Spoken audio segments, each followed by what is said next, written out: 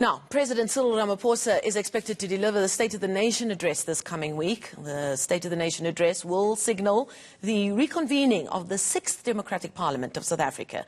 The theme for this year is following up on our commitments, making your future work better.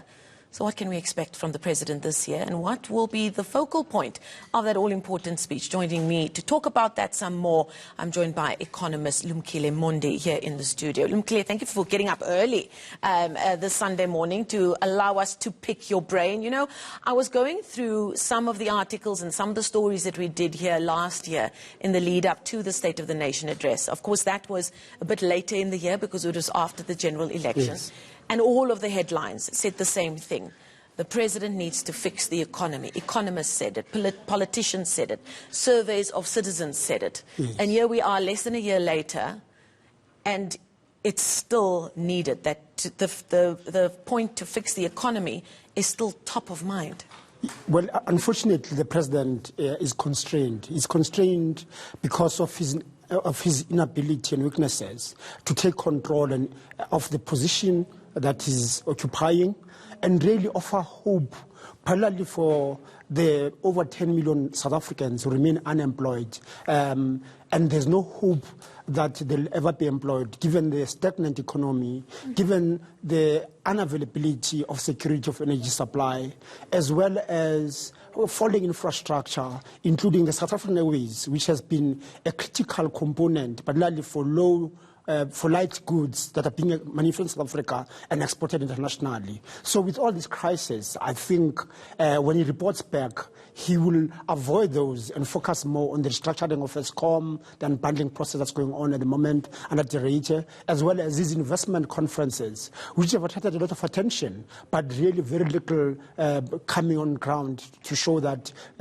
investment are taking place and jobs are being created. Now, those investment road shows, the tiger in the boardroom that people said that he is, those are places that we know are his comfort zone. Yes. But surely he won't be able to go into the State of the Nation address and not speak about SONA, to SAA, and not speak about Eskom, because it's not business as usual. Those SOEs and the way the wheels have come off are a proof, a daily blow-by-blow proof of the failings of this presidency to try and fix what has gone before. The difficulty is that there has been so many people who are associated with the ANC and its alliance who are either suppliers or have some form of being beneficiaries of proceeds around procurement, both not only in those two SOEs, but across many SOEs, and really untangling those who are embedded in these institutions. Very difficult because it politically is not palatable. But more important also, just rebuilding the state capacity and capability remains a huge challenge. That is why the struggle is taking place on Twitter. If you follow Twitter, you'll hear Minister Mboweni saying things which are contradictory to what's been agreed at NEC or within the last ANC elective national conference. He just said a few weeks ago that the country is heading for an economic abyss. The finance minister said that on Twitter. He said that on Twitter because he understands his colleagues that there's a lot of pushbacks. There's no hegemony around what needs to be done at the moment.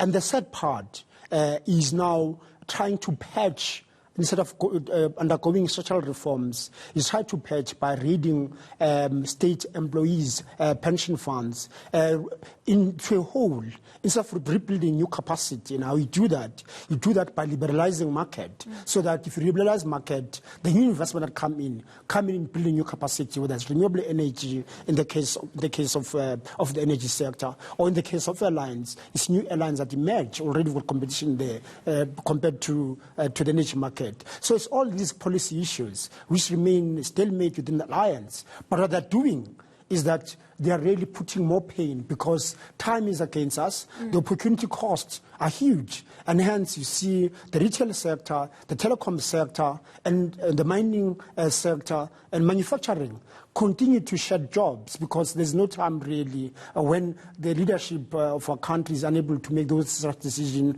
of undergoing social changes, particularly focusing on the economy. The President has repeatedly been criticized for lacking in taking decisive action action and implementing policy. Just this week, when Business Rescue, or the Business Rescue people working on SAA made an announcement that they're cutting all these routes. The president came out shortly afterwards saying, no, this is not what we meant. Sure. I'm paraphrasing now. Yes. We're unhappy with this. We're going to go and talk to them. Is it unfair to say that that again proves that he's lacking in wanting to push decisive policy, because this SAA issue has been hanging in the air, and the same can be applied to the lack of action in other SOEs where the wheels are beginning to come off? Absolutely. That's why those that are closer to him have even given him a pseudonym. They call him Nogtula, meaning someone who's quiet when making a decision.